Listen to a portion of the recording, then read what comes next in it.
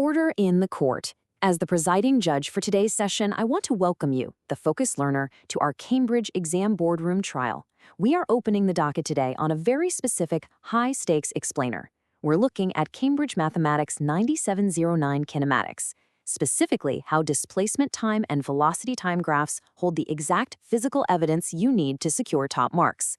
Look, every single year, thousands of candidates are robbed of easy marks on massive 15-mark questions. And it's not because they don't know the math, it's because they completely fail to present their evidence correctly. Well, we're going to fix that today. So before we start examining the evidence, we have to establish the foundational law of Cambridge exams. Take a look at this quote straight from the principal examiner reports. They state that top-performing students exhibit connected, conceptual understanding transferable to unfamiliar contexts. The academic benchmarks for these kinematics graphs absolutely require logical, structured reasoning. It's not just about doing the math in your head, right? It's about explicit, cross-topic connections. If your arguments aren't structured properly, your marks will just be dismissed. Here's the court docket for our explainer today. We'll start with the chart sheet, move into building the defense strategy, unpack the method mark defense, get you involved with some interactive jury duty, and finally, hand down the final verdict.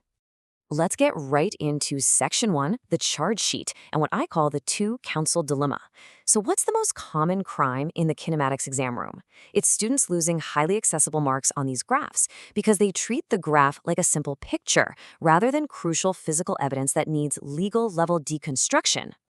To really picture this, imagine two junior attorneys. On the left, we've got counsel Alex. Now, Alex is great at deep data extraction. He calculates all the gradients. He finds the areas under the curve for acceleration and displacement. But he completely lacks any narrative or logical linkage. His answer is basically just a giant data dump on the page. Then, on the right, you have counsel Sam. Sam is a persuasive speaker. Sam writes these beautiful descriptions about a particle speeding up and slowing down, but totally lacks the hard physical numbers from the case study to back it up. Let me tell you, neither of these approaches will satisfy the jury, and they definitely won't satisfy the examiner. Moving to Section 2, building the defense strategy. We are going to cross-examine the command words to see how the top candidates effectively blend Alex's data with Sam's narrative. Think of this as your ironclad legal checklist for any velocity time or displacement time graph you encounter.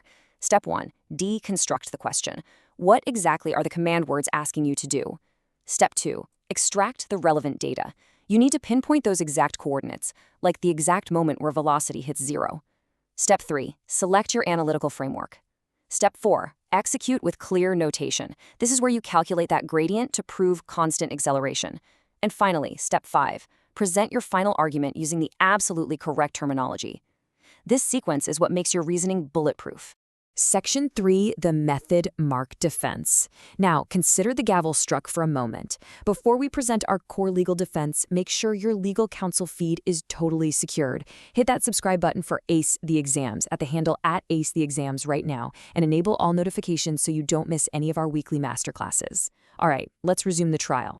You really need to understand the method mark strategy. This is an assessment principle where marks are awarded for demonstrating the explicit logical process, even if your final calculation is flawed. This is literally your ultimate defense mechanism. Say you hit a logical contradiction mid-paragraph, or you drop a negative sign under pressure. If you've laid out your explicit structural reasoning step by step, the examiner is still going to award you those method marks. You're getting rewarded for following the proper legal procedure. But how do you guarantee those method marks? You inject the PEEL framework into your answers. P-E-E-L. You make your point, then you provide your evidence directly from the graph, like explicitly stating the gradient is 2.5 meters per second squared. Next is your explanation of the physical principles at work. And finally, you link it all seamlessly back to the core thesis of the question. This totally prevents those disjointed Alex-style data dumps and ensures every single number has a clear purpose. Now, when you get to those higher-order analysis objectives for IGCSE, AS, or A-level, the demands go way up. You're asked to evaluate alternatives and compare approaches. Listen closely to this one. Comparing means you must identify similarities and differences. You've got to use comparative connectives to link those graph relationships. And of course, you must justify your recommendations with evidence. You're elevating your answer from just describing things to truly evaluating them. All right, Section 4, interactive jury duty. We've gone over the theory, but now I'm putting you directly into the jury box for a live workshop. Here is your first challenge. We call this Spot the Hearsay. In a real courtroom, hearsay is typically inadmissible. On a Cambridge math exam, hearsay is purely descriptive fluff that lacks case-specific evidence. Imagine a 60-second timer on the clock. If you read a candidate's answer that just says the particle speeds up and then slows down, but they completely fail to reference the specific times, the actual velocities, or the exact changing gradient of the displacement time graph, well, that's hearsay. Think about your own past papers. Have you been relying on hearsay? And here is a literal examiner alert from the source files. Generic answers fail. The biggest red flag for an examiner is when a student provides descriptive answers that aren't explicitly linked to the specific displacement time or velocity time context provided in the exhibit. If you don't connect your theory to the hard physical evidence right there on the graph, your answer is getting struck from the record. That brings us to Section 5, the final verdict.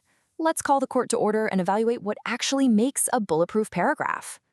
I'm going to read out the rap sheet, the top 3 mistakes straight from the principal examiner reports. Number 1, candidates just forget the proper format. Number 2, format and presentation are left completely unchecked, resulting in messy, chaotic working that hide the logic. And number 3, which is what we've been hammering home, answers are not specific to the given context. To make sure you never commit these crimes, you need to follow the 3 rules of evidence linkage. Rule 1, deconstruct the axes and intercepts of the graph. Rule 2, solve systematically by breaking your equations into logical steps for those method marks. And Rule 3, evaluate your final answer for reasonableness.